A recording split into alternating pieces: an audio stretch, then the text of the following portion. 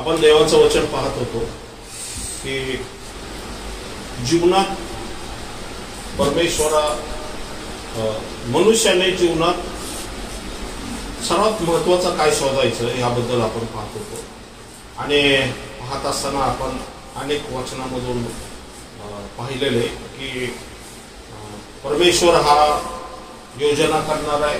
येशू पृथ्वीवरती योजना पूर्ण करण्यासाठी मानवासाठी परमेश्वराच्या मध्यस्थी बसलेला आहे आमचा महायाजक आणि पवित्र आत्मा आमच्याद्वारे परमेश्वराची इच्छा योजना पृथ्वीवरच्या माणसांना कळवण्यासाठी अभिषेक म्हणून आमच्यावरती पाठवण्यात आलेला आहे. ओके. आणि नंतर आपण पाहिलं एफिसकरास पत्रामध्ये सुद्धा की विश्वास जो आहे की प्रत्येक येशू ख्रिस्तावरती असलेल्या विश्वासामुळे आमचं कारण झालेलं आहे. पण हा विश्वास काय आहे? Gift of a Lord. परमेश्वराचं हे काय दान आहे आपल्याला मिळालेलं आहे म्हणून कोणी आढ्यता बाळगू नये. पण हा विश्वास आम्हाला का प्राप्त झालेला आहे, हे तारण आम्हाला का प्राप्त झालेलं आहे की आम्ही आता तारण प्राप्त झाल्यानंतर परमेश्वराचा शोध करावा. जे परमेश्वराने योबाच्या पुस्तकामध्ये सांगितलं की त्यांनी मानवावरती आपलं मन लावलेलं आहे आणि आपला आत्मा मानवासाठी पाठवलेला आहे. तर त्यांनी आपलं मन मानवासाठी काय का लावलेलं आहे तर मानवाने सुद्धा आपलं मन परमेश्वराकडे लावावं म्हणून आमचं तारण झालेलं आहे की आम्ही आता पुढची गोष्ट काय करायची तर परमेश्वराकडं मन लावायचं आणि परमेश्वराने जो आत्मा पाठवलेला आहे त्या आत्म्याचा आमच्या जीवनामध्ये परमेश्वराचे जे कार्य करायचे ते कार्य करण्यास त्या आत्म्याचा लाभ घ्यायचा आहे, प्रॉफिट घ्यायचा आहे आणि त्या आत्म्याकडून आम्ही ऐकायचंय. आमच्या इच्छेने नाही तर आत्म्याच्या प्रेरणेने आम्हाला चालायचं. हे विश्वासणाऱ्यांचं काम आहे. आपण पुढं पाहिलं की लुक्याचा 12वा अध्याय. तर तुम्ही त्याचे राज्य मिळविण्यास होता म्हणजे त्याबरोबर ह्याही गोष्टी तुम्हाला मिळतील. बरोबर. 28 ते 32. जे गवत रानात आज आहे उद्या भुट्टीत टाकले जाते त्याला जर देव असा पोशाख म्हणतो तर अहो अल्पविश्वासू जनानो तो तुम्हाला किती विशेष करून पोशाख घालेल. तसेच काय खावे किंवा काय प्यावे याच्या मागे लागू नका अथवा मनात अस्वस्थ राहू नका कारण जगातील राष्ट्रे या सर्व गोष्टी मिळविण्याची धडपड करतात परंतु तुम्हाला त्याची गरज आहे हे तुमच्या पित्याला ठाऊक आहे. जर तुम्ही त्याचे राज्य मिळविण्यास जाता म्हणजे त्याबरोबर याही गोष्टी तुम्हाला मिळतील. Praise the Lord. वचन काय सांगते आपल्याला की गवताला कशा प्रकारचा गवताला जे फुल असतं त्या फुलाला परमेश्वर कशा प्रकारे पोषक करतो. बरोबर आहे ना. आपण ज्यावेळेस फुलं पाहतो फुलांचे किती विविध प्रकार असतात. आता बघा हे इथं ठेवलेले हे शोपीस आहेत पण हे ऍक्च्युली ओरिजिनल फुलामधूनच केलेलं आहे का नाही. म्हणजे एवढं सुंदर शोपीस असलं तरी एवढं सुंदर दिसतंय ते. तर जे आपण पाहतो की जर परमेश्वराचं ओरिजिनल असेल ते निसर्गामध्ये असेल तर किती सुंदर असतं. आपण त्याचा अनुभव घेतलेला. आपण ज्यावेळेस जातो असं मोस्टली पावसाळ्यामध्ये हिल स्टेशनला जातो या बाहेर ज्यावेळेस जातो त्यावेळेस अशा ठिकाणी फुलं उगवतात जिथं केर कचरा आहे किंवा असं आडगळीच्या साईडला सुद्धा सुंदर सुंदर फुलं उगलेली आपण पाहतो. पण आपण हा कधी विचार करतो का की देवाने ह्या आडगळीच्या ठिकाणी हे गवत उगवले आणि त्याच्यामध्ये फुल निर्माण केलेले म्हणजे परमेश्वर ह्या आडगळीच्या ठिकाणी ह्या फुलाच्या द्वारे स्वतःचं ज्ञान आणि स्वतःचं ज्याला म्हणतो ना स्वतःचं एक चित्रकला तो प्रदर्शित करतो. बरोबर आहे ना. आपण घरामध्ये टांगतो असे सुंदर सुंदर चित्र टाकतो बरोबर. आणि परमेश्वराचे चित्र कुठं दिसतात आपल्याला निसर्गामध्ये फुलांमध्ये पक्ष्यांमध्ये प्राण्यांमध्ये. एक पक्षी दुसऱ्या पक्षापेक्षा वेगळा असतो. एक प्राणी दुसऱ्या प्राण्यापेक्षा वेगळा असतो. पण सिंहाचं शरीर वेगळं आहे. आता बिबट्याचं शरीर वेगळं आहे. तर बिबट्याला काय केलेलं आहे टिपके केले बरोबर आहे. सॉरी झेब्राला पट्टे मारलेले. जिराफाला एक वेगळ्या प्रकारच काहीतरी केलेले आहे का नाही. म्हणजे हरणाला पण ठिपके एवढं सुंदर हरण दिसतं. आपण कधी विचार केलाय की परमेश्वरांची ही कला आपण कधी बघतो का की कसं काय परमेश्वराने आपली कला, चित्रकला दाखवली आणि परमेश्वर काय दाखवतो त्याच्याद्वारे? तो ज्ञान दाखवतोय की परमेश्वराने ही सुंदर गोष्टी कशाला केलेल्या आहेत. म्हणून तो काय म्हणतो, अहो अल्पविश्वासू. तिथं बघा काय म्हणतोय तो. हा वाच, ते वाच. अहो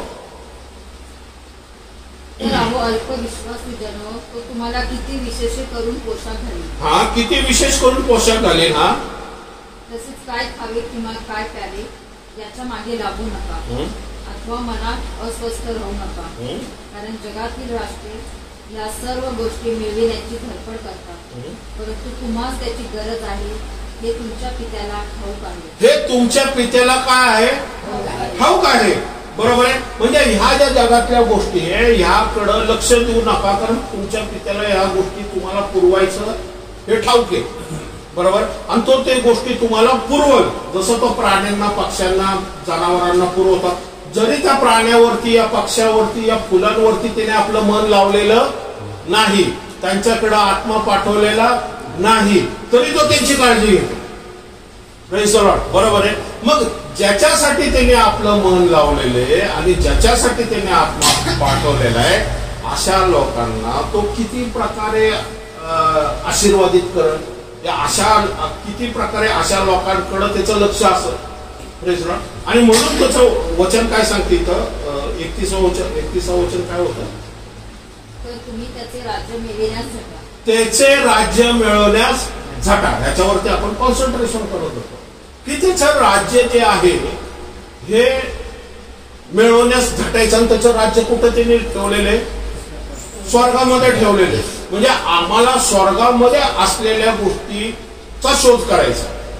आमचं तारण झालेलं आहे. म्हणून मागच्या वेळेसच सांगितलं, प्रत्येकाचं येशू ख्रिस्तावरती विश्वास ठेवल्याने तारण झालेले. पण प्रत्येक तारणारा हा देवाचा शोध घेतोय याची गॅरंटी नाही. आणि जर आम्ही शोध घेत नसल तर ते शोधा म्हणून इथं वचन सांगतो प्रकर्षाने. आणि म्हणून अनेक वेळेस मी ह्या मनानं वाचनाचा अध्याय करत होतो की काय शोधायचे, काय शोधायचं, तर देव वाचनातर्फे आपल्या बरोबर आता बोलत आहे. मग आपण योनाच्या पुस्तकामध्ये एक संदर्भ घेऊया ज्याच्यामध्ये आपण शिकूया. योना अध्याय 1-2-3. अमित्याचा पुत्र योना याला परमेश्वराचे वचन प्राप्त झाले की उठ, त्या मोठ्या निनवे शहरात जा. आता वचन सांगतंय, योना हा सेवक किंवा संदेष्टा होता. तो परमेश्वराच्या सानिध्यात बसत होता. 9व्या वचनामध्ये दिलेले बघा. 9व्या वचनामध्ये बघा काय दिलेले. तो त्यास म्हणाला, मी इब्री आहे, ज्या स्वर्गीच्या देवाने समुद्र व कोरडी भूमी निर्माण केली त्या परमेश्वराचा मी उपासक आहे. बरोबर. म्हणजे तो परमेश्वराच्या सानिध्यात बसणार आहे. म्हणजे आपल्याला दिसतं की योना हा परमेश्वराने निवडलेला संदेष्टा आहे आणि योना हा नित्य नियमाने परमेश्वराच्या सानिध्यात बसायचा. आणि ज्या वेळेस परमेश्वराची वेळ आली, परमेश्वराचा टायमिंग आला आणि निनवेसाठी ती वेळ तयार झालेली, निनवेचा प्लॅटफॉर्म तयार झालेला आहे की निनवेसाठी आता काम करायचं. ओके. त्यावेळेस परमेश्वराने वचन सांगते की परमेश्वराने योनाकडे आपलं मन लावलं आणि योना हा परमेश्वराचा कोण होता? उपासकच होता. त्यामुळे तो सुद्धा परमेश्वराकडे मन लावून होता. आणि मग परमेश्वराचा आत्मा योनाकडे आला आणि परमेश्वराच्या आत्मेने योनाला सांगितलं. म्हणजे स्वर्गीय स्थानातून परमेश्वर योना बरोबर संभाषण करत आहे. कोणाच्या मध्यस्थीसाठी? निनवेसाठी. आता आपण म्हणू की निनवेकडे का जात नाही तो? बरोबर आहे ना. योनाकडे कशाला यायची गरज आहे? पण निनवे जे हे शहर आहे हे इराकच्या साईडचं शहर आहे आणि ही मोठी राजधानी आहे. आणि हे निनवे जे आहे हे पूर्ण मूर्तीपूजक आहे आणि हे आसूर जे बायबलमध्ये आणि इस्रायल राष्ट्राची धनसंपत्ती लुटायचं. आणि म्हणून इस्रायल राष्ट्राच्या लोकांचा निनवेबद्दल राग होता आणि ते प्रार्थना करत होती परमेश्वर याचा नाश कर. बरोबर आहे. अशा प्रकारचे म्हणजे ते परमेश्वराकडं ते वचन मागत होते. आणि वचन सांगते की निनवेचा नाश करावं, या नाश व्हावं ही योनाची इच्छा होती. बरोबर. पण परमेश्वराची इच्छा वेगळीच आहे. पण अनेक लोक दुष्टतेमध्ये या अनितीमध्ये या अधर्मामध्ये वाढत आहेत आणि त्यांचा पगडा मोठा निनीवरती पडलेला आहे. पण जी चांगली लोक सुद्धा आहेत जी परमेश्वराकडे याचना करत आहेत, या देवाकडे याचना करत आहेत, म्हणजे इस्रायल राष्ट्राच्या देवाकडे नाहीये, ते देवाकडे याचना करत की तेव्हा ह्या निनवेला ह्या अधर्मापासून या विपत्तीपासून या हे जे अनिती करणारी लोक आहेत ना ह्याच्याकडून पासून आमची सुटका कर. आणि म्हणून कुठं ना कुठं त्यांची प्रार्थना या वाणी जी आहे ना ही परमेश्वराकडे आलेली. पुढे आपण त्याच्याबद्दल डिटेल नाही जाणार आपण, पण पुढे आपण वाचणार आहे त्याच्याबद्दल. म्हणजे सांगायचा उद्देश की निनवेमध्ये काही लोक अशी होती जे सत्याकडे आकर्षित होत होते आणि परमेश्वराकडं त्यांचं लक्ष होतं आणि परमेश्वराकडे ते विनवणी करत होते. म्हणून परमेश्वर स्वर्गातून परमेश्वराने ज्यावेळेस निनवेकडे बघितलं त्यावेळेस परमेश्वर म्हटला ह्या लोकांना तर मी माहित नाही, ह्या लोकांबरोबर मी बोलू शकत नाही. मन तर माझं लागलेलं आहे ह्यांच्यावरती, पण मी माझा आत्मा त्यांच्यावरती पाठवू शकत नाहीये, कारण माझा आत्मा रिसिव्ह करण्यासाठी त्या लोकांनी सुद्धा माझ्यावरती मन लावणं गरजेचं आहे. कळलं तुम्हाला काय म्हणतोय? एखादा व्यक्ती जर तुमच्या समोर आला आणि तुम्ही त्याला जर प्रतिसाद देतच नाही या तुम्हाला माहितच नाही तो व्यक्ती कोण आहे, तर त्या व्यक्तीचं बोलणं तुम्ही ऐकू कसं काय शकता? बरोबर आहे ना? तो व्यक्ती कोण आहे त्या व्यक्तीची जर ओढ असेल या त्या व्यक्तीची तुम्ही जर वाट पाहत असाल, बरोबर आहे ना, तर तुमचं मन त्याच्याकडे लागलेलं असतं. पण इथं उपासक आहे कोण? योना, जो परमेश्वराकडे नित्य नियमाने प्रार्थना करत आहे. मग देवाने काय केलं? योनाला निवडलं की तू माझा मध्यस्थ म्हणून जा संदेष्टा म्हणून. ही देवाची योजना आहे, ही देवाची योनासाठी असलेली इच्छा आहे. ही स्वर्गाच्या स्थानामध्ये योनासाठी असलेलं जे आपण म्हणतो ना आता स्वर्गाच्या राज्यासाठी झटा, ते स्वर्गाच्या राज्यामध्ये योनाची डेस्टिनेशन या योना जीवनामध्ये परमेश्वरातर्फे असलेली योजना आहे की परमेश्वराची इच्छा जी निनवेसाठी ना ते योनाने काय करावी? पूर्ण करावी. आणि मग ज्यावेळेस योना मन लावतो आणि प्रार्थना करतो त्यावेळेस परमेश्वर आपला आत्मा योनाकडे पाठवतो. योनाकडे का आत्मा पाठवतो?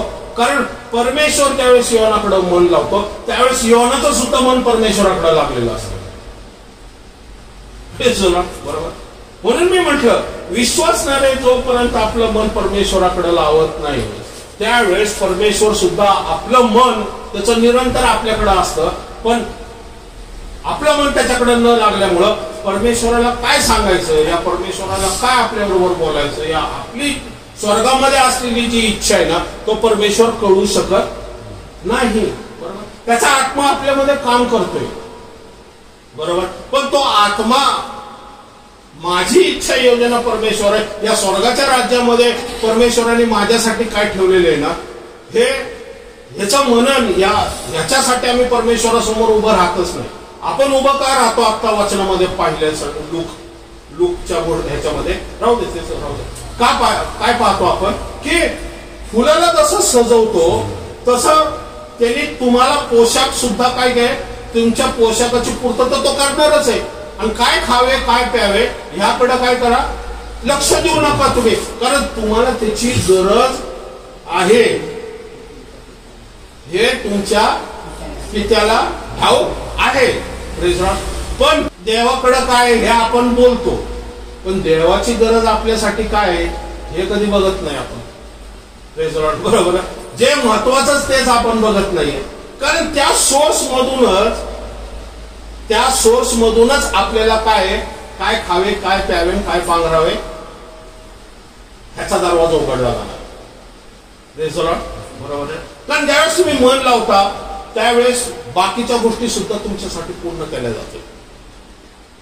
मग वचन सांगते ज्यावेळेस योनाने मन लावलं त्यावेळेस परमेश्वर आला आणि परमेश्वर काय म्हटला? मोठ्या निनवे शहरात जा. ही देवाची योनासाठी असलेली त्याच्या जीवनातील इच्छा योजना आहे की योनाने जाऊन त्याची देवाची इच्छा योजना काय करावी? पूर्ण करावी. पण वचन काय सांगते? त्या मोठ्या निनवे शहरात जा व त्याच्या विरुद्ध आरोळी कर, कारण त्याची दुष्टता मज पुढे आली आहे. त्याची दुष्टता हा पुढं. पण परमेश्वराच्या दृष्टीआड व्हावे म्हणून योना तार्शिशास पळून जाण्यास निघाला.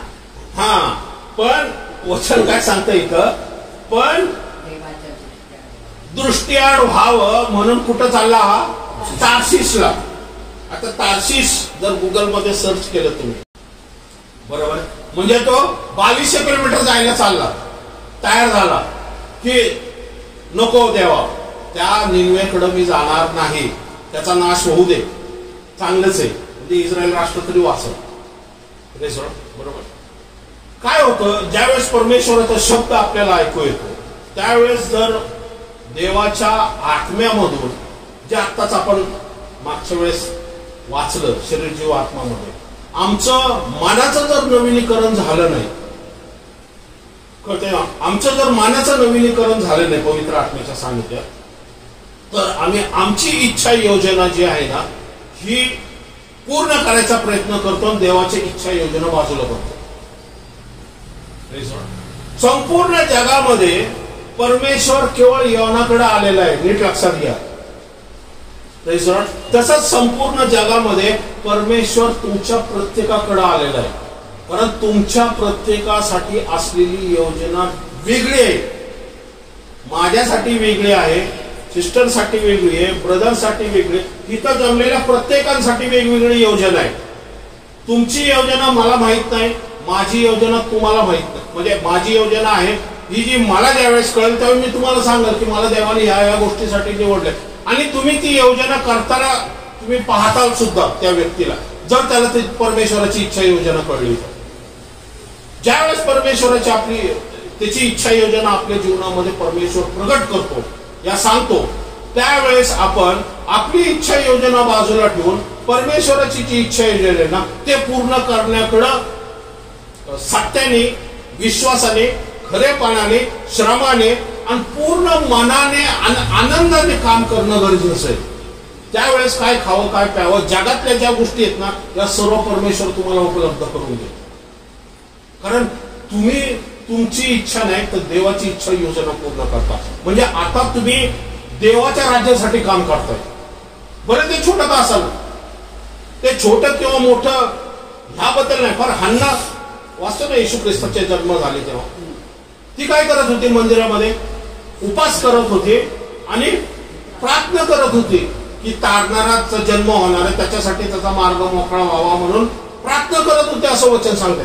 तिचं हे काय काम काय होतं, तो हसबंड मेल्यानंतर तिचं काम काय होतं, नित्य नियमाने सकाळी मंदिरात यायचं, उपास करायचा, गुडघ्यावरती जायचं आणि प्रार्थना करायची. कोणाला माहित नव्हतं की तिचं काय चाललंय, पण देवाला माहित होतं तिचं काय चाललंय. पण देवानेच तिला निवडलं होतं की तू प्रार्थना कर, तुझ्या प्रार्थनेने हा जो तारणाऱ्याचा मार्ग ओपन होणार आहे, तुझ्या प्रार्थनेने ह्या इस्रायलमध्ये देवाच्या आत्मे काम करायला लागणार. कोणतरी पाहिजे ना तिथं काम करायला देवाच्या आत्म्यातून. देवाचा आत्मा कुणीच देवाकडे लक्ष देत नाहीये, परमेश्वराकडे कोणाचंच लक्ष नाही, परमेश्वराकडे कोणाचंच मन नाहीये.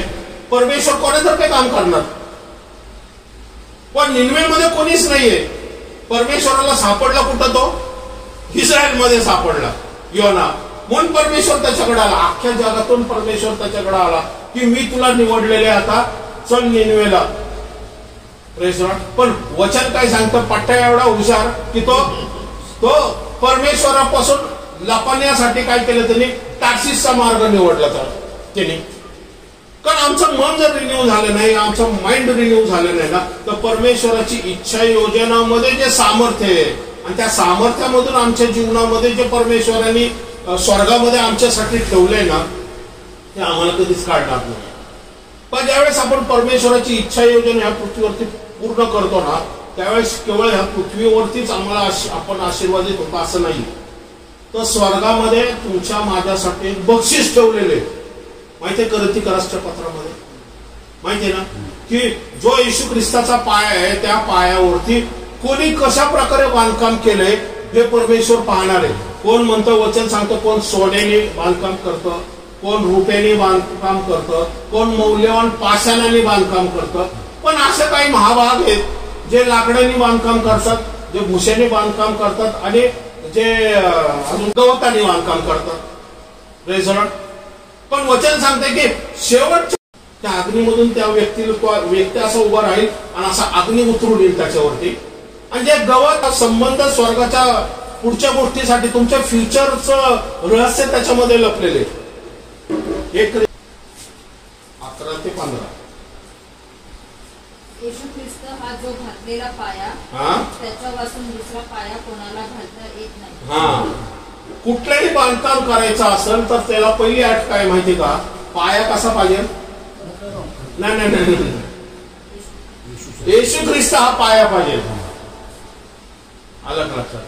ए पाया, बी पाया, सी पाया नाही चालणार. ख्रिस्ताशिवाय दुसरा कुठल्याही नावाचा पाया असतो पण तो चालणार नाही, कारण तो परमेश्वराला मान्य नाही. त्याच्यावरती भले तुम्ही बांधकाम करताल, जो परमेश्वराकडून मान्य तो पाया म्हणजे कोण? येशू ख्रिस्त. ह्या पायावरती आम्हाला बांधकाम करायचं. म्हणून आम्हाला स्वर्गामध्ये काय ठेवलेले हे काय शोधायचं, कारण त्या पायावरती जे बांधकाम आपण करणार आहोत त्याचं बक्षीस आम्हाला स्वर्गात मिळणार आहे. हे आपल्याला माहिती आहे का? हेच तर रहस्य आहे. का मी ओरडून सांगतो की पृथ्वीवरती येशू ख्रिस्तासाठी काम करा? पुढे वाचा. येशू ख्रिस्त हा जो घातलेला पाया त्याच्या वाचून दुसरा पाया कोणाला घालता येत नाही.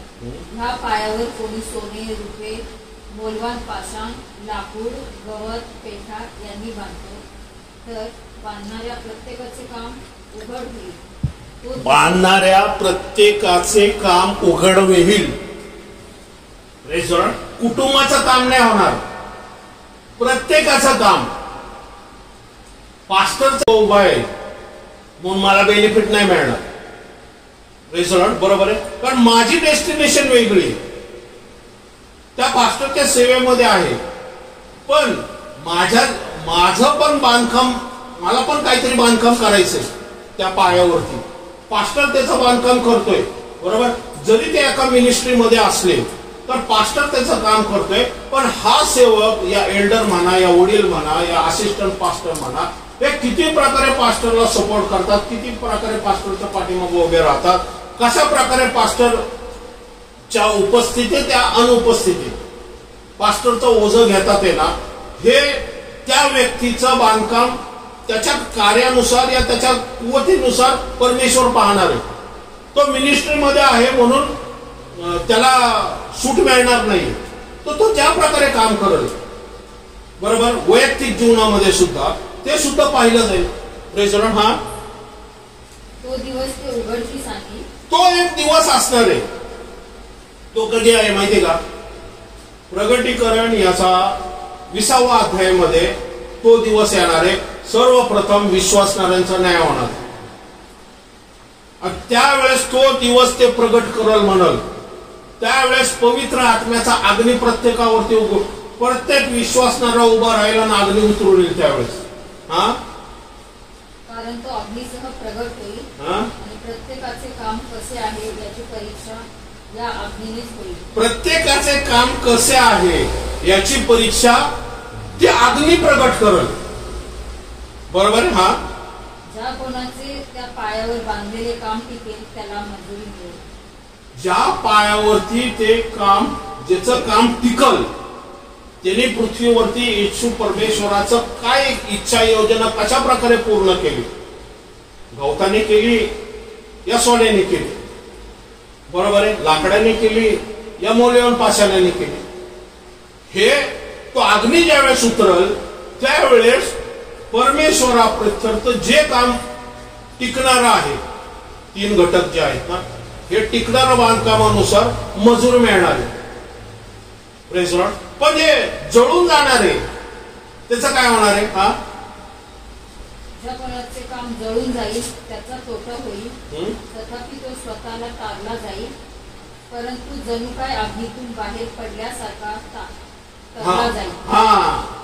कसं काय झालं की तो जसं जणू काय अग्नीतून तारलाय असा, म्हणजे ज्याचं गवत, भुसा आणि लाकूड याचं बांधकाम असेल, ज्यावेळेस तो अग्नी उतरून येईल त्यावेळेस आम्ही पृथ्वीवरती जेवढं येशू साठी काम केले ना ते सगळं जळून जाईल आणि ते जळून गेल्यामुळं काय होईल त्याचा तोटा होईल असं म्हटलेलं आहे.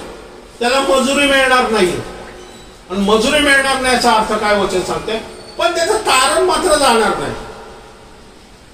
पण जणू काय भट्टीतून निघालेल्या जसं असतं ना भट्टीतून एखादा व्यक्ती निघतो तशासारखा तो असेल म्हणजे कसा बसा तो सर्वाइव्ह होईल या कसा बसा तो त्या परीक्षेतून बाहेर पडत. कळतंय तुम्हाला म्हणजे याचा अर्थ काय होतो की आम्ही आता जे काही काम करतो ते प्रत्येक काम स्वर्गीय राज्याच्या पुस्तकामध्ये लिहिलं गेलेलं आहे की आम्ही तार्शीसाठी काम करतोय का आम्ही निन्वेसाठी काम करतोय. कारण तार्शीचं काम टिकणारं नाहीये निन्वेचं काम टिकणार आहे. पण निन्वेचं काम करत असताना जर तार्शीस मध्ये आपण वेळ घालवला तर निन्वेचं काम बाजूला राहील. कारण वेळ कमी आहे. कारण परमेश्वराची इच्छा योजना ज्यावेळेस आम्हाला कळती त्यावेळेस वचन सांगते की तो एक समय आणि तो समय प्रत्येक वेळेस येणार नाहीये. कारण निन्वेला गरज आहे आता तुमची. बरोबर आणि म्हणून योनाने निन्वेकडे जाणं अत्यंत गरजेचं आहे. मग आपण पुढे पाहतो परमेश्वराने योनाला घेण्यास एक प्रचंड मत्स्य सिद्ध केला होता. योना त्या मत्स्याच्या पोटात 3 दिवस व 3 रात्री होता. वचन काय सांगते मग परमेश्वराने काय केलं तो तार्शीसला गेल्यावर मग आपल्याला माहिती मी ती पुढे स्टोरी वाचत नाहीये की कशा प्रकारे ते तुफान आलं आणि मग चिठ्ठ्या टाकण्यात आल्या आणि मग योनाला पाण्यात फेकण्यात आलं.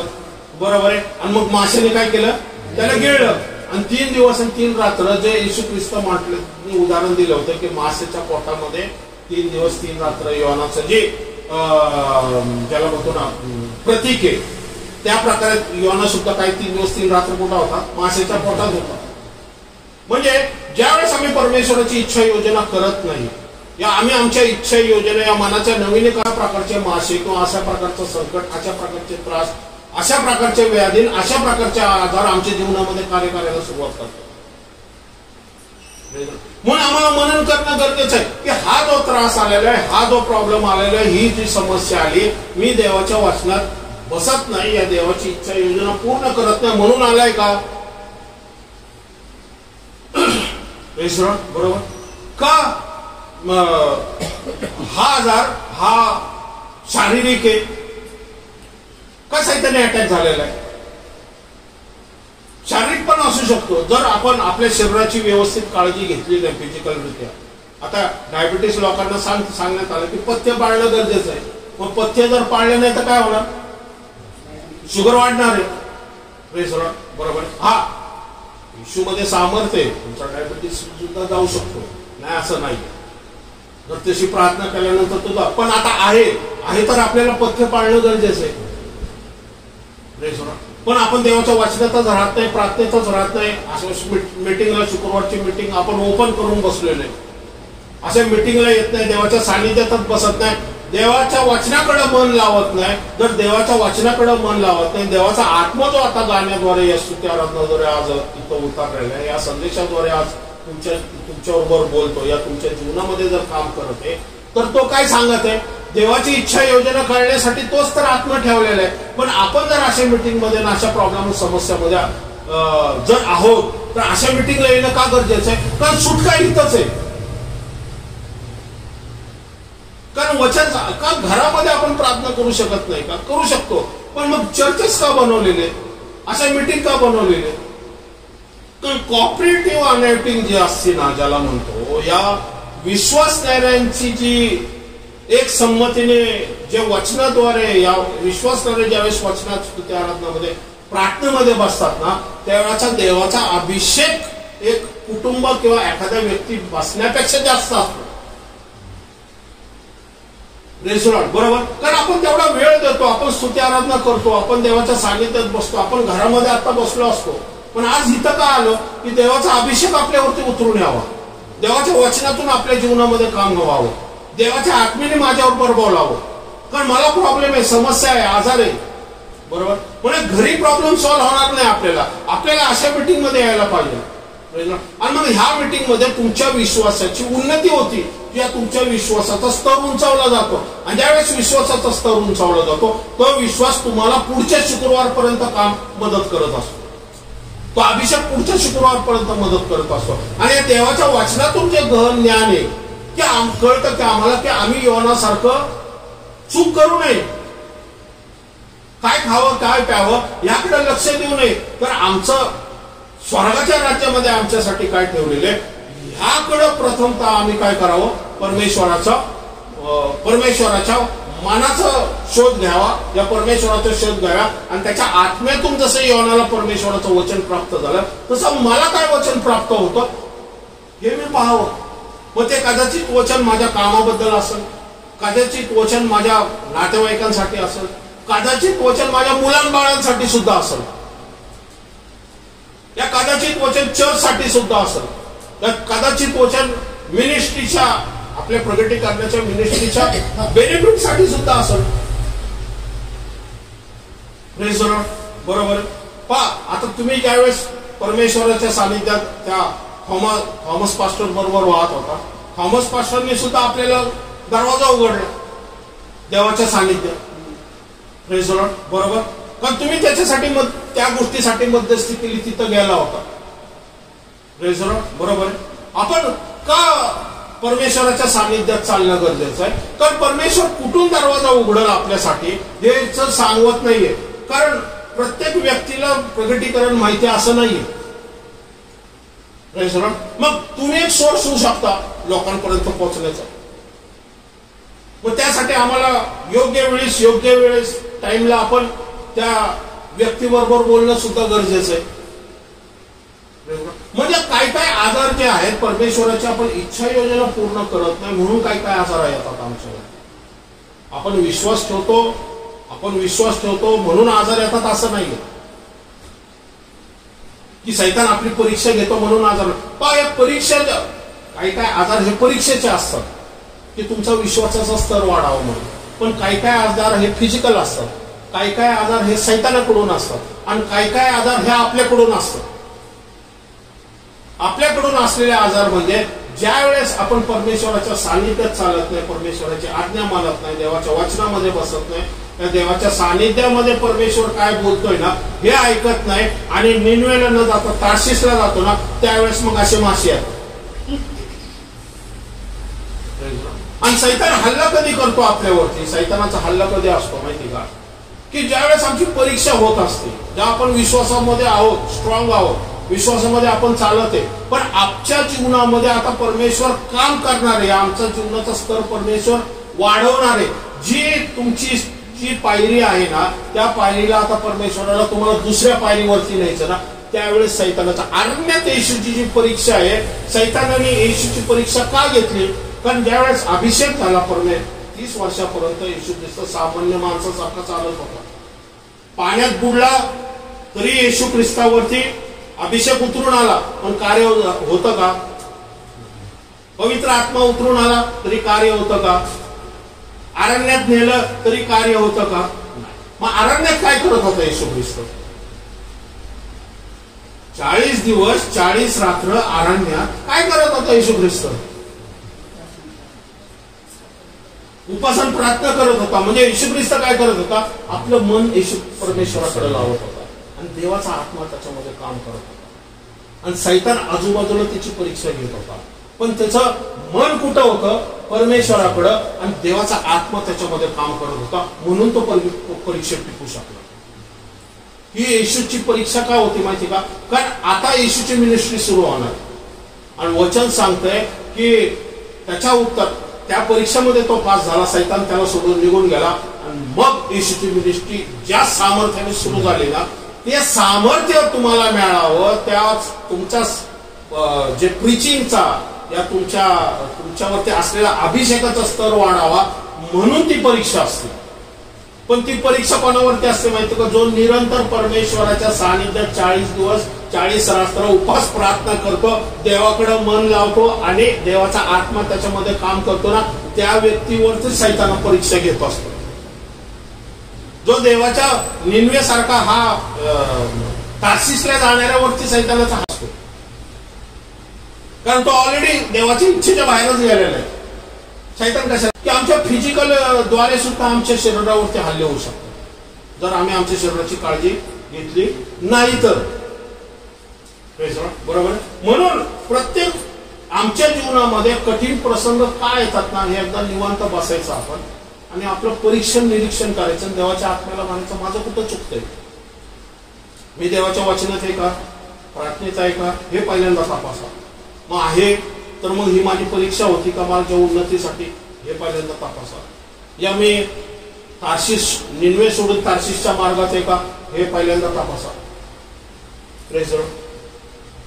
कळतंय तुम्हाला. पण एक गोष्ट लक्षात ठेवा, सैतानाचा जो हल्ला होतो, या आम्ही जर देवापासून लांब गेलो, हा जो हल्ला जर झाला ना, त्याच्यामध्ये उपाय काय आहे माहिती का, पश्चाताप करायचा आणि परत देवाकडे वळायचं. पण जे दुसरे आहेत फिजिकली हल्ल्यामध्ये काय आहे, त्याप्रमाणे आपण स्वतःच्या शरीराची काय करायची, काळजी घ्यायची. पण जे परमेश्वराची उन्नतीसाठी परीक्षा असते ना, त्याच्यामध्ये जर जेवढी परीक्षा जास्त ना, तेवढं तुमच्यावरती अभिषेक आणि अनॉइंटिंग मोठ्या प्रमाणात वाढणार आहे. भविष्य तुमचं उज्ज्वल आहे समजायचं. जर तुम्ही देवाच्या वचनात प्रार्थने स्ट्रॉंगली चाललाय तरी हल्ले होतात आहे ना, काळजी करू नका, तुमची उन्नती लवकर असेल. कारण तुम्ही निन्वेच्या स्ट्रॅक मध्ये बरोबर आहे ना, मासा तिथे येणार नाहीये. हा जो प्राकृतिक मासा आहे सैतान, हा फक्त तुम्हाला भीती दाखवण्यासाठी तुमचा विश्वास पारखतोय तो. पण परमेश्वर तुमच्या बाजूने, पवित्र आत्मा तुमच्या बरोबर आहे. त्यामुळे धीटपणे उभे राहा तुम्ही जर देवाच्या वचनात प्रार्थने जर तुम्ही असाल तर. मासा येणार नाही. हा मग आता मासा आल्यानंतर मग तिसऱ्या अध्यायामध्ये तो काय करतोय, मग लागला गाणं गायला. बरोबर आहे ना. तिसऱ्या अध्यायामध्ये त्याचं गाणं चालू झालं. मग मासेच्या पोटात जाऊन गाण्याच्या आधीच पहिल्यांदा तू निन्वेला जाणार बाबा. बरोबर. देवापासून जर आपण लांब गेलो, या देवापासून आपण दूर गेलो, तर हा काय करतो, पश्चाताप करतो आणि काय करतो, परत परमेश्वराकडे येतो. चौथं वचन, सॉरी तिसरा अध्याय. परमेश्वराचे वचन दुसऱ्याने योनाला प्राप्त झाले की उठ, त्या मोठ्या निन्वे शहरात जा व मी तुला सांगेन तो संदेश त्यास आरोळी करून सांग. वचन काय सांगते, योनाला परत परमेश्वराचं वचन प्राप्त झालेलं. 3 दिवस माशाच्या पोटात होता, 3 दिवस माशाने त्याला परत बाहेर टाकलं. गेला घरी, गिरेल साबणने आंघोळ केली, स्वच्छ झाला, व्यवस्थित झाला. देव म्हटला थोडस आपली इकडं तिकडं फिर झाला. परत तो बसला परमेश्वराच्या प्रार्थनेमध्ये. चला सुटलो आता. परत त्यांनी परमेश्वराकडे मन लावलं. गेला चर्चला संडेला. देव म्हटला, परत देव आला, उठ निन्वेला चल. अरे परत आलास का तू. Praise Lord. पण देवाची इच्छा योजना देव पूर्ण केल्याशिवाय राहता. आणि मोस्टली संदेश त्याच्या पाठीमध्ये देव विचित्र पाठायला लागतो. तो त्याला अजिबात सोडत नाही. संदेश त्याला सोडणं अशक्य आहे. संदेश त्याने त्याचं काम करत राहावं. देव त्याला अजिबात सोडणार नाही. माशाच्या पोटात सोडणार नाही. मासा उत्पन्न करल, त्याच्यात गिळल ओकल, पण परत परमेश्वर आहे. कारण संदेष्टा ही अशी मिनिस्ट्री आहे, या संदेष्टा असा व्यक्ती आहे ना, ज्याला आईच्या उदरापासूनच परमेश्वराने सेपरेट केलेलं असतं. योहान संदेष्टा ज्याला म्हणतो आपण, पवित्र आत्म्याच्या प्रेरणा त्याच्या जन्मापासूनच असतात. प्रेषित आणि संदेष्टा ही बेस आहे मोस्टली मिनिस्ट्रीची. बाकी तो कोण, आणि मी जो संदेश सांगणार आहे, स्वतःच्या मनाचा नाही, स्वतःच्या इच्छेचा नाही, तर मी जो संदेश सांगणार आहे तो काय कर, निन्वेला जाऊन सांग. हा पुढं. तेव्हा योना उठून परमेश्वराच्या वचनाप्रमाणे निन्वेस गेला. निन्वे हे देवाच्या दृष्टीने मोठे शहर होते. ते सगळे फिरून येण्यास 3 दिवस लागले. आता फिरून येण्यास 7वं वचन. त्यांनी जाहीरनामा काढून आपला व सरदारांचा असा ठराव निन्वेभर प्रसिद्ध केला की कोणी माणसाने, पशुने, गुराढोरांनी व शेरडा मेंढ्यांनी काही चाकू नये, खाऊ नये, पाणी पिऊ नये. तर मनुष्याने व पशुने गुंतात नेसावे, देवाचा मोठ्याने धावा करावा आणि प्रत्येकाने आपल्या कुमार्गापासून आपल्या हाताच्या जुलमापासून मागे फिरावे. देव कदाचित वळेल व अनुताप पावेल आणि आपल्या संतप्त क्रोधापासून परावृत्त होईल, म्हणजे आपला नाश होणार नाही. Praise the Lord. योना निनवेला पोहोचला. वचन सांगतंय की 40 दिवस नंतर त्यांच्यावरती तो अटॅक येणार होता. पण निनवे शहर एवढं मोठं होतं की 3 दिवस त्याला फिरायला लागले योनाला संदेश सांगत. तो काय सांगत होता? संदेश त्याचा काय होता? आपली पापपदरी घ्या, पश्चाताप करा. पापपदरी घ्या, पश्चाताप करा, बस. पण त्या राजांनी, सेनापतींनी, अधिपतींनी, गुरढोरांनी, म्हणजे त्यांचे जे मालक आहेत त्यांनी सुद्धा काय केले? गोंडपाट मिसलं आणि परमेश्वराच्या वाणीला प्रतिसाद दिला आणि ते सगळे पश्चाताप करू लागले. हेच परमेश्वर पाहते तिथं स्वर्गातून निनवेसाठी की योनानी मध्यस्थी करावी. आणि ते थोडके नव्हते. 1,20,000. काय मिनिस्ट्री आहे त्याची? 3 दिवसात 1,00,000 मिनिस्ट्री, 1,20,000ची मिनिस्ट्री केली त्यांनी. पुढं नहूमच्या काळामध्ये ही पिढी वाचली, पण नहूमच्या काळामध्ये ह्याच्यानंतरची जी पिढी आहे ना त्याचा नाश झालेला. पुढे तुम्ही वाचा नंतर. पण सांगायचं होते परमेश्वराची इच्छा योजना योनाला कळाली आणि योनाने ज्यावेळेस जाऊन, पण पाप वचन सांगते 4थ्या अध्यायामध्ये, आता मी डीप जात नाही, 4थ्या अध्यायामध्ये सुद्धा योना तिथं कुरकुर करतच होता. 10-11 वचन वाचा बरं. परमेश्वर म्हणाला, या कुंडीसाठी तुला काही श्रम पडले नाही, तू हिला वाढविले नाही. ही एका रात्रीत वर आली व एका रात्रीत मेली. हिची तू इतकी पर्वा करतोस तर उजव्या डाव्या हाताचा भेद जास्त कळत नाही. अशी 1,20,000 अधिक माणसे व पुष्कळशी गुरेढोरे ज्या मोठ्या निनवे शहरास आहेत त्यांची मी पर्वा करू नये काय? Praise the Lord. आज परमेश्वर तेच म्हणत आहे. आज परमेश्वर भारताची का पर्वा करतो माहिती का? एवढा अनर्थ अनिष्ट चालून सुद्धा आज परमेश्वर रशियाची का पर्वा करतो? जरी तो अन्याय करतो ह्याच्यावरती, कोणावरती? युक्रेनवरती.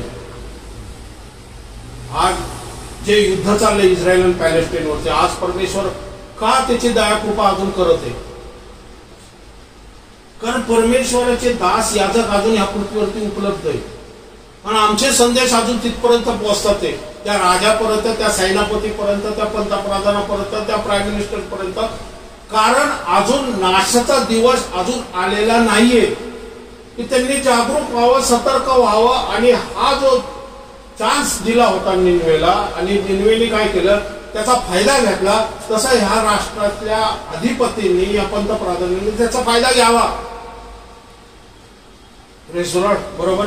कारण आमचे वचन, तुम्हाला माहिती काय गोष्ट की जे काय आपण मोठे मोठे जे मिनिस्ट्रीज जे वचन या प्रॉफेसी करतात ना, प्रॉफेसी जे करतात ना, ह्या प्रॉफेसी मोठे मोठे पंतप्रधान, प्राईम मिनिस्टर ऐकतात. माहितीये तुम्हाला? का त्यांना माहितीये कुठं ना कुठं काही गोष्टीमध्ये तथ्य, एखाद्या गोष्टी व्यक्ती प्रॉफेसी करतोय कारण त्यांना ते जाणीव आहे ते स्पिरिच्युअल गोष्टीची. परमेश्वराने मार्ग ओपन करून दिलेला आहे. बरोबर. आणि म्हणून प्रत्येक सेवकाने जो योना सारखा, या तुम्ही मी म्हणजे योनाच आहे या पृथ्वी तलावरती, आम्ही आमच्या मनाचं नवीनीकरण करून परमेश्वराने जे आम्हाला दिलेले काम ते सत्याने, खरेपणाने, नीटनेटकेपणाने आम्हाला करणं गरजेचं आहे. का? कारण आमच्यावरती आमच्या जाण्याने निनवे वाट बघत आहे. अनेक निनवेचे लोक आमची वाट बघत आहेत की देवाचा वचन माझ्यासाठी यावं आणि देवाच्या आत्मेने आमच्यामध्ये काम करावं. तुमच्या कामावरती, तुमच्या आजूबाजूच्या लोकांमध्ये अनेक निनवे सारखी लोक आहेत ज्यांना आत्मा माहित नाही, ज्यांना देवाचं मन माहित नाही. आपण सोर्स बनू शकतो. Praise the Lord. बरोबर. आणि म्हणून योना हे उत्तम उदाहरण आहे आपल्यासाठी. आणि म्हणून योनाचा प्रॉब्लेम कुठं झाला माहिती की मनाचं नवीनीकरण जे परमेश्वराच्या सानिध्यात, आपली इच्छा योजना ज्यावेळेस आपण परमेश्वराच्या आपल्या इच्छा योजनेने ज्यावेळेस चालतो त्यावेळेस परमेश्वर काय म्हणतो? ह्या 1,20,000 लोकांची मी चिंता करू नये का? कारण तू जे बनवलेलं नाहीये त्या तुतीच्या झाडासाठी तू एवढा पश्चाताप करतो, पण हे ना जन्मापासून मी पाठवलेले एक आत्मा मी स्वर्गातून पाठवलेला आहे, पण आता त्यांचा नाश होणार आहे. पण तुझ्या एका संदेशाने मी तुझ्यावरती मन लावल्यामुळं तू जो माझा संदेश सांगितला, पहा आज ती लोकांनी पश्चाताप केलेला आहे आणि आपल्या पापापासून वळालेली आहे. आणि मग तुझी इच्छा योजना पृथ्वीसाठी आहे ना, ती पूर्ण झालेली आहे. त्याच्या पुढचं आयुष्य परमेश्वर म्हणतो माझ्या सानिध्यात राहा आणि पुढची जी योजना असेल मी तुला सांगत राहील. बरोबर. पण निरंतर आपण परमेश्वराच्या सानिध्यात बसणं गरजेचं आहे. पण परमेश्वराचा जो सोर्स असतो, या परमेश्वराचा कलेसिकरास पत्र याचा 3 अध्याय 1 ते 4 वचन. बरोबर उठलेले गेला आहात तर ख्रिस्त देवाच्या उजवीकडे जेथे बसला आहे तेथल्या वरील गोष्टी मेविनाचा यज्ञ करा. तुम्ही कोणामध्ये? तुम्ही ख्रिस्ताबरोबर उठविला गेलेला आहात. म्हणजे याचा अर्थ काय होतो? आम्ही मेलो कधी? वचन सांगते ना तिथं, तुम्ही ख्रिस्ताबरोबर उठविला गेलेला आहात. परत शिष्य वाचत. म्हणून तुम्ही ख्रिस्ताबरोबर उठविले गेला आहात तर ख्रिस्त देवाच्या उजवीकडे जेथे बसला आहे. ख्रिस्त कुठं बसलेला आहे? देवाच्या उजवीकडे बसलेला आहे. तेथल्या वरील गोष्टी मिळविण्याचा यज्ञ करा. वरील गोष्टींमध्ये मिळवण्याचा यज्ञ करा. म्हणजे येशू ख्रिस्त काय सांगतो की माझ्यावरती विश्वास ठेवला, मी तुमच्यासाठी पृथ्वीवरती आलो, तुमच्यासाठी मरण पावलं, तुम्ही माझा तारणारा म्हणून स्वीकार केला. आता तारणारा म्हणून स्वीकार केल्यानंतर आता मी तर स्वर्गामध्ये परमेश्वराच्या उजवीकडे बसलेले, पण मी काय केलेले की तुमची इच्छा योजना जी आहे ना ही मी नाही सांगू शकणार तुम्हाला. तारण तुम्हाला प्राप्त झालेले म्हणजे तुम्हाला काय झालेले? स्वर्गाचा मार्ग ओपन झालेला आहे. आता फक्त वचन काय सांगते? येशू ख्रिस्त या पायाशिवाय स्वर्गाचा मार्ग ओपन होत नाही. बरोबर. अहो बांधकामच येशूच्या फाउंडेशन वरती करायचं आहे. तुम्ही ABCD वरती फाउंडेशन वरती बांधकाम करता, तुम्ही स्वर्गापर्यंत पोहोचू शकता का? स्वर्गापर्यंत सोडा, पहिल्या मजल्यावर पण पोहोचू शकणार नाही. बरोबर. ज्यावेळेस तुम्ही त्या फाउंडेशनचा स्वीकार केला आणि बांधकाम करायला सुरुवात कधी करायची तुम्ही? की आता येशू ख्रिस्त स्वर्गाच्या उजवीकडे कशाला बसलेला आहे? परमेश्वराच्या. की तिथं जे काही ठेवलेले परमेश्वरामध्ये, कसं आहे येशू ख्रिस्तामुळे आपल्याला तारण प्राप्त झालेले. आता इथं येशू ख्रिस्त आहे, येशू ख्रिस्तामुळे तारण प्राप्त झाले, त्यामुळे आमचा येशू ख्रिस्तापर्यंत स्वर्गामध्ये जायचा मार्ग मोकळा झाला. तर आपण त्यावेळेस स्वर्गामध्ये जातो प्रार्थनेच्या द्वारे, तर येशू ख्रिस्त काय होतो? परमेश्वराकडे जा. आता परमेश्वरा तर इथं बसलेला आहे आणि परमेश्वराकडे काय ठेवलेले? एक गुप्त गोष्ट परमेश्वराकडे ठेवलेली, लपून ठेवलेली. काय ठेवलेली आहे? तुमच्यासाठी देवाची इच्छा योजना, जी योनाची इच्छा योजना मी त्यासाठी तुम्हाला सांगतो. बरोबर. पण माणसाने कुठं प्रार्थना करायला पाहिजे, मन लावायला पाहिजे? पृथ्वीवरती. ज्यावेळेस येशू ख्रिस्ताकडे येतात तुम्ही, त्यावेळेस परमेश्वरामध्ये जी गुप्त ठेवलेली आहे, म्हणून वचन सांगते तिथं, परत वाचते. म्हणून तुम्ही ख्रिस्ताबरोबर उठविले गेला आहात तर ख्रिस्त देवाच्या उजवीकडे जेथे बसला आहे तेथल्या वरील गोष्टी मिळविण्याचा यज्ञ करा. यज्ञ करा. यज्ञ करा. यज्ञ करायला काय लागतं? शरीर यज्ञ म्हणून अर्पण करावं लागतं. रोमकरास पत्राच्या 12 अध्याय 1 वचनामध्ये सांगितलं, जिवंत, पवित्र आणि ग्रहणीय असं शरीर प्रथम अर्पण करा देवाला. Praise the Lord. हा तुमचा देवाप्रित्यर्थ यज्ञ म्हणलेलं आहे. Praise the Lord. आपण शरीर अर्पण जर केलं नाही, या देवाच्या सानिध्यात बसलं नाही, त्या मनाचं नवीनीकरण केलं, ह्या जगाबरोबर समरूप होऊ नका. तर आपलं काय करा? मनाच्या नवीनीकरणाने स्वतःच रूपांतरित होऊ द्या. ही दुसरी स्टेप आहे आपली. मग ही दुसरी स्टेप कशाला माहिती का, की देवामध्ये परमेश्वराच्या येशू उजवीकडे बसलाय, तिथं स्वर्गामध्ये जी गोष्ट तुमच्यासाठी ठेवलेली आहे ना, ती शोधायचा प्रयत्न करा. पुढं वरील गोष्टीकडे मन लावा, पृथ्वीवरील गोष्टीकडे लावू नका. वरील गोष्टीकडे मन लावा. काय खावं, काय प्यावं, काय पांघरावं, बरोबर आहे, ह्याच्याकडे मन लावू नका. कारण ही तुम्हाला तुमची गरज आहे, ही देवाला माहीतच आहे. वरील गोष्टीकडे मन लावा. मन म्हटलेलं आहे तिथं. मन म्हणजे जसं देवाने तुमच्याकडे मन लावलं तसं परमेश्वराकडे सुद्धा तुम्ही मन लावा. का मन लावा? हा पुढं, कारण तुम्ही मृत झाला आहात आणि तुमचे जीवन ख्रिस्ताबरोबर देवामध्ये गुप्त ठेवले. हा, तुमचं जीवन ख्रिस्तामध्ये, ख्रिस्तामुळं देवामध्ये गुप्त ठेवलेले. आजपर्यंत कळलं का कोणी की देवामध्ये काहीतरी गुप्त ठेवलेले आमच्यासाठी? तुम्ही मृत झाला आहात. आता माझा प्रश्न आहे, आपण तो जिवंत आहोत आणि ख्रिस्त म्हणतोय मृत झाला. कसं काय?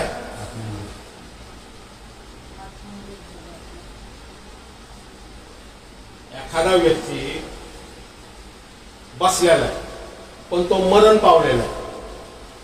एखादा व्यक्ती बसलेला आहे पण मरण पावलेला आहे. आता त्याला काय घालावं, काय पांघरावं, काय नेसावं ह्याची इच्छा होईल का? ह्याचा विचार करेल का तो? त्याला टोचलं तरी काय भावना होतील का? त्याच्यामध्ये काही इच्छा आहे का? का नाहीये? म्हणजे तो त्याची इच्छा, त्याच्या भावना आणि त्याचे विचार कल्पना पूर्ण करेल का? का नाही करणार? कारण तो मूर्त झालेला आहे. ज्यावेळेस आम्ही आमची इच्छा, योजना आणि भावनामध्ये देवाची इच्छा योजनाला बाजूला करून आपली इच्छा योजना करायचा प्रयत्न करतो ना, याचा अर्थ आपण जिवंत आहोत. मूर्त याचा अर्थ काय आहे? माझी इच्छा नाही, देवाची इच्छा पूर्ण कर. माझ्या भावना नाही, देवाच्या भावना पूर्ण. माझ्या विचार कल्पना नाही, देवाच्या मनाप्रमाणे चाललं, देवाच्या आत्म्याप्रमाणे चाललं. म्हणजे आपण जगाला मूर्त झालो पण देवाप्रती जिवंत आहोत. आणि ख्रिस्तामध्ये जे गुप्त ठेवलंय ना, मग त्यावेळेस देव तुम्हाला दाखवल, ज्यावेळेस आपण मूर्त होऊ तेव्हा. म्हणून आम्हाला मरण भाग आहे, फिजिकल मरण नाही. स्पिरिच्युअली मध्ये वचन काय सांगतं आपल्याला? आमची इच्छा योजना ह्या आमची इच्छा नसावी, तर देवाची इच्छा योजना ज्यावेळेस आमच्यामध्ये यायला लागल त्यावेळेस देवामध्ये, ख्रिस्तामध्ये जे देवामध्ये गुप्त आहे ना, देव तुम्हाला दाखवल. जा, उठ, निनवेला जा, माझं काम आहे. पण ज्या वेळेस योना तार्सिसला जायला लागल, तो काय करतोय? जिवंत आहे. म्हणजे तो काय करतो? परमेश्वराची इच्छा योजना पूर्ण करत नाही, तो स्वतःची इच्छा योजना पूर्ण करतो. मग देव जे गुप्त ठेवलंय ना, हे परत त्याला रिव्हील करणार नाही, प्रगट करू शकणार नाही. गोष्टीकडे लावू नका, कारण तुम्ही मृत झाला आहात आणि तुमचे जीवन ख्रिस्ताबरोबर देवामध्ये गुप्त ठेवलेले. ख्रिस्ताबरोबर देवामध्ये गुप्त ठेवलेले. बरोबर. पण आपण कधी शोध घेतलाय का त्याचा? पण आपल्याला कळणं गरजेचं आहे की जे गुप्त ठेवलंय ना, ते ज्यावेळेस आपण शोधू, तीच आमची ह्या पृथ्वी तलावरती असलेली देवाची इच्छा योजना. ज्यावेळेस आपण ती देवाची इच्छा योजना पूर्ण करायला हवं ना, देव प्रखररित्या मग तुम्हाला सामर्थ्यपूर्वक, तुम्हाला निनवेमध्ये असा स्पर्श पण होणार.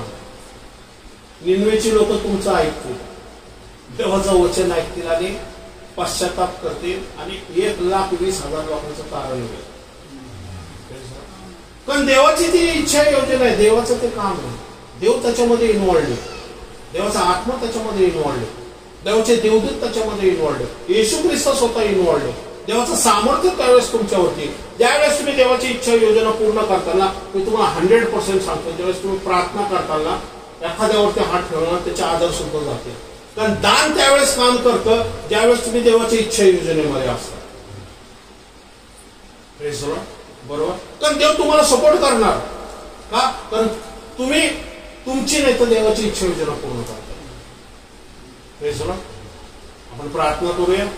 आज देवाच्या वाचनानुसार आपल्याला देवाने समजून सांगितलेले, आपण तार्शीस सारखा असू, निम्मेच्या वाटेपासून आपण भटकलेलो असो, किंवा आम्हाला माहित नसत की आमच्या जीवनाचा उद्देश काय, तर आज आम्ही देवाच्या सानिध्यात येणं गरजेचं आहे. कारण आम्ही मृत झालेलो आहे म्हटलं. आम्ही आमची इच्छा, आमचे विचार, कल्पना, या आमच्या ज्या योजना आहेत, त्या जगित योजना आपण करू शकतो, पण स्पिरिच्युअल योजनासाठी आम्ही देवाच्या आत्म्याला आमच्या जीवनामध्ये काम करण्यासाठी मोकळीक करणे.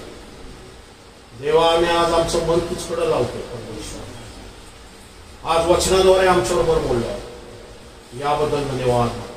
आज इथं जमलेला प्रत्येक व्यक्ती तुझ्याकडे मन लावतोय. पण आम्हाला माहिती आहे तुझं मन सुद्धा आमच्यावरती येईल.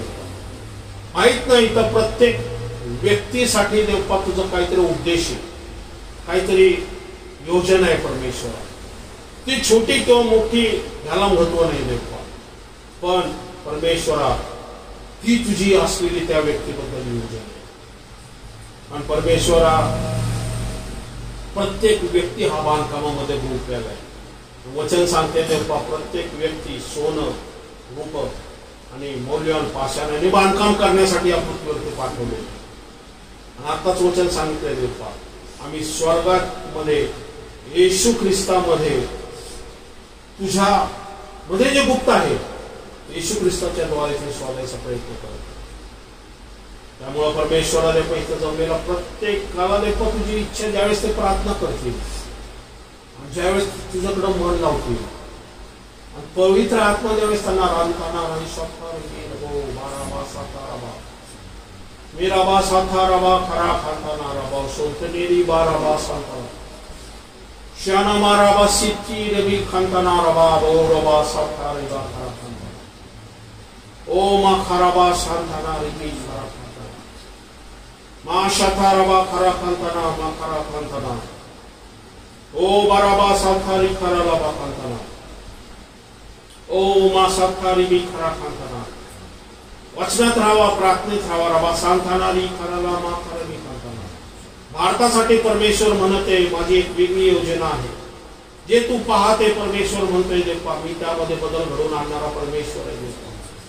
जे काय आहे देवपा त्या गोष्टी योग्य चाललेल्या ज्या तुला दिसतात त्या योग्य नाहीत असं परमेश्वर म्हणतोय देवपा. मी बदली करणारा परमेश्वर आहे, मी चेंज करणारा परमेश्वर आहे. परमेश्वर म्हणतो मी याबद्दल संतुष्ट नाहीये, मी माझ्या दास आणि सेवकातर्फे बोलणार आहे देवपा. परमेश्वर म्हणतोय मी ह्या भारतामध्ये अनेक प्रकारच्या गोष्टीमध्ये मी एक प्रकारची एक संजीवनीची लाट आणते. शांताना रबा खरा खांताना ओ रबा खरा खांताना रबा मी स्मराबास हे नवो खरा बा खांताना रियंतरो मी सत्ता सामर्थ्य बदलणारा परमेश्वर आहे. परमेश्वर मी देवपा अनितीच्या बंधनामध्ये असलेल्यांना सोडवणारा परमेश्वर आहे देवपा. आणि अनितीने राज्य करणाऱ्या राज्यकर्त्यांवरती माझा दंड, माझा न्याय उतरून येणारे परमेश्वर म्हणतो. आणि येणाऱ्या दिवसामध्ये तुम्ही पाहताल, येणाऱ्या दिवसामध्ये तुम्हाला त्याची प्रचिती मिळेल. मी परमेश्वर म्हणतो मी ह्या भारताच्या रबा सांगताना रबा खरेला मा खांताना रबा खांताना. तुम्ही मन लावल्याप्रमाणे परमेश्वर म्हणतो मी ह्या भारताच्या संसदेवर आपलं मन लावलेलं. परमेश्वर म्हणतो या भारताच्या संसदेच्या घटनेवरती मी मन लावलेलं. परमेश्वर म्हणतो रबा सांगताना रबा खांताना रबा माझ्या सेवकातर्फे, माझ्या दासातर्फे मी एक मोठी लाट आणणार आहे देवा. सांगताना री खरा रबा खांताना ओ शक्ता रबा खरा खांताना री खरा रबा. या संसदेचा आणि हा पूर्ण मंत्रिमंडळाचा ताबा घेणारा मी परमेश्वर आहे. परमेश्वर ओ शक्ता रबा खरा खांताना मत येणाऱ्या संतांना मी करोबो खांताना रबा. येणाऱ्या काही दिवसामध्ये भारतामध्ये विचित्र घडामोडी तुम्ही घडलेल्या पाहता. भारतामध्ये तुम्ही ओ रबा साथा रबा खांताना रबा खांताना रे शिथिरी खरा खांताना ओ रबा खरा खांताना महाराष्ट्रामध्ये सुद्धा मोठे घडामोडी बदल होताना मी पाहतोय. परमेश्वर म्हणतो परमेश्वरा नात्यामध्ये जी फूट पाडलेली परमेश्वर म्हणतोय परमेश्वरा रबा सांगताना रबा खरा खांताना मी त्याचं काही चालू देणार नाही. मी त्या गोष्टीत पचवू शकणार नाही. परमेश्वर म्हणतो मी त्याला गुडघ्यावरती आणेल. परमेश्वर म्हणतो मी रबा सांगताना रबा खांताना शिथिरी खरा खांताना तो परत आपल्या जुन्या डेऱ्याकडे वळणार आहे. रबा सांगताना रबा खरा खांताना परत तो माघारी धाव घेणार आहे. पण यावेळेस मात्र तो गुडघ्यावरती धाव घेणार आहे.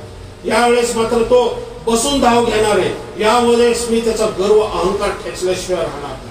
जो मी म्हणणार आहे परमेश्वर म्हणतो मी त्याला गुडघ्यावरती आणल. शांताना तो बसून नाही तर उभा राहून नाही तर बसून प्रवास करेल. बाबा सांगताना ओ शथा रबा खरा खांताना थँक्यू जीजस. धन्यवाद जीजस. थँक्यू ओ थँक्यू जीजस. धन्यवाद मागतो परमेश्वरा देता. ओ राणा सारखा रबा खरा खांताना ओ शांताना रबा खांताना येणाऱ्या दिवसामध्ये मोठा परिवर्तन आलं. ओ शथा रबा खरा खांताना इस्रायल रबा सांगताना रबा इस्रायल राष्ट्र बंधनामध्ये असलेल्या गोष्टी तुम्ही पाहता. शथा रबा खरा इस्रायलच्या हालचालीला मर्यादा येतील. रबा सांगताना रबा खांताना इस्रायल राष्ट्राला डावे उजवी रबा सांगताना रबा वळणं अवघड जाणार आहे. रा सांगताना रबा खरा खांताना शिथिरी खरा रबा सांगताना रबा खांताना ओ बाबा सांगताना मी युरोपमध्ये सुद्धा मी कलाटणी आणणारे परमेश्वर म्हणतो. मी विशेष करून ओ युनायटेड किंगडम आणि मी विशेष करून युनायटेड स्टेट मध्ये अमेरिका आणि इंग्लंड मध्ये मोठे धार्मिक बदल घडताना तुम्ही पाहता. ओ शांताना रबा खरा धार्मिक परिवर्तन पाहतात. एक मोठी संजीवनीची लाट या दोन्ही देशामध्ये तुम्ही पाहता. बाबा सांगताना ओ शिथिरी खरा खांताना आणि राष्ट्रप्रमुख माझ्या नावाने जी काही चाडी चुगली आणि ज्या गोष्टी करणार पण येशू म्हणतो मला ते आवडत नाहीये. शांता रबा खांताना मला ह्या तुमच्या बंधना या तुमच्या अशा वाईट बडबडामध्ये खेचू नका. शांताना रबा खरा खांताना मी माझे सेवक आणि दास उभे करल. शांताना रबा खरा त्या प्रत्येक गोष्टी विरुद्ध ते प्रसार करतील. ओ सभा परमेश्वर म्हणतो मी कुठल्या पॉलिटिकलच्या बंधनात नाही. मी कुठल्या धर्माच्या बंधनामध्ये नाही. कोणाच्या मोहपाशामध्ये मी अडकणार नाही. परमेश्वर म्हणतो मी माझं राज्य स्थापन करणारा स्वतः परमेश्वर आहे. ओ शथा रबा खरा खांताना परमेश्वर म्हणतो मी असेच माझे सेवक उभे करल. ओ शथा रबा जे माझा ऐकतील. आणि मी परमेश्वर म्हणतो मी अशा निनवेला जसं पाठवलं त्याप्रमाणे मी माझ्या सेवकाला अनेक देशामध्ये पाठवलं. रबा सांगताना खरा खांताना ते कोणाला घाबरणार नाही कचरणार नाही. ओ शथा रबा खरा ओ मी भारतामध्ये असा एक सेवक निवडल. शथा रबा खरा खांताना जो मोठ्या प्रमाणात पॉलिटिशियन लीडर आणि मोठ्या संसदेमध्ये सुद्धा त्याच्या नावाचा प्रचार प्रसार ओ रबा माझा नावाचा प्रचार प्रसार करणारा मी संसदेमध्ये सुद्धा उभा करल असं परमेश्वर म्हणते. रबा रबा साता रबा ओ थँक्यू जीसस. Thank you Jesus. उलगडणारा परमेश्वर मीच आहे. सामर्थ्य देणारा परमेश्वर मीच आहे. चालवणारा परमेश्वर मीच आहे. माझ्यावरती दिसत ठेवा. माझ्यावरती दिसत ठेवणारा विश्वास ठेवणारा कधीच होणार नाही.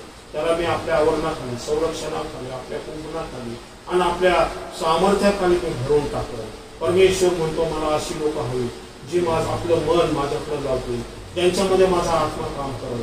मी त्यांच्याबद्दल प्रसन्न आहे. परमेश्वर माझं लक्ष त्यांच्याकडे असेल. माझी वाणी नेहमी त्यांच्याकडे असेल. परमेश्वर म्हणतो तुम्हाला कधीच टाकणार नाही सोडणार नाही. युगाच्या समाप्तीपर्यंत मी तुझ्यावरती तुझ बरोबर असेल. ओ थँक्यू जीसस. Thank you Jesus. मी तुमच्यावरती दया कृपा करल. मी तुमच्यावरती मेघवृष्टी करल. ओ रबा खरा खांताना तुमच्या धरणाची पूर्तता मी करल. परमेश्वर म्हणतो. परमेश्वर ओ रबा करता ज्यानुसार तुम्ही प्रार्थना करता त्या परमेश्वर म्हणतो मी आकाशात कपाटे उघडून देणारा परमेश्वर. तुमची विनंतीला मान सन्मान देणारा परमेश्वर. परमेश्वर म्हणतो आपली दया कृपा मी तुझ्यावरती ओतल. ज्यावेळेस तुम्ही दीन नम्र होता माझ्याकडे मन लावतात आणि माझ्या आत्मेच्या सानिध्यात चालतात. परमेश्वर म्हणतो मी तुम्हाला सहाय्य करेल मदत करल आणि तुमच्या सर्व गरजा भागवणारा परमेश्वर. आज वचनाद्वारे जे तुम्ही ऐकलं त्याचं मनन करा. वचनाद्वारे जे ऐकलंय ते आपल्या जीवनामध्ये उतरून आणा. हे वचन परमेश्वर म्हणतो माझ्या आत्म्याकडून आलेलं, आणि हे वचन मी सांगतोय, हे वचन तुमच्या जीवनामध्ये काम जर करत आहे तर नक्कीच तुमच्या जीवनामध्ये माझा प्रचार आणि प्रसार झाल्याशिवाय राहणार नाही, माझं वास्तव्य तुमच्यामध्ये वाढल्याशिवाय राहणार नाही. घाबरू नका, कचरू नका.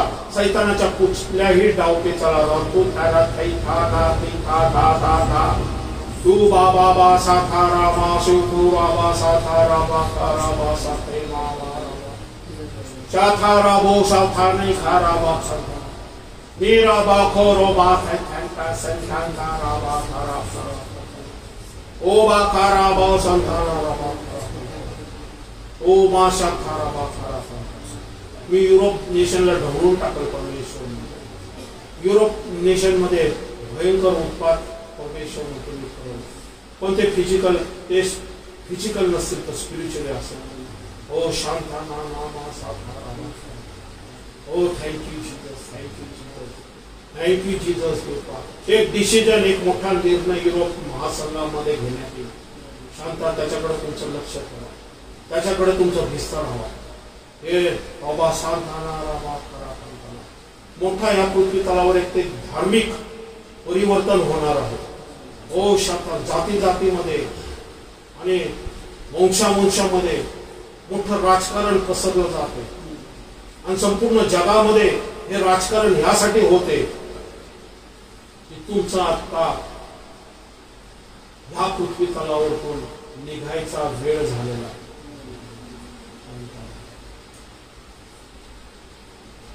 खोटा सेवक, खोटा संदेशकार याचं प्रकटीकरण व्हायला सुरुवात होणार आहे, आणि तो धार्मिक गोष्टीमध्ये परिवर्तन करणार आहे.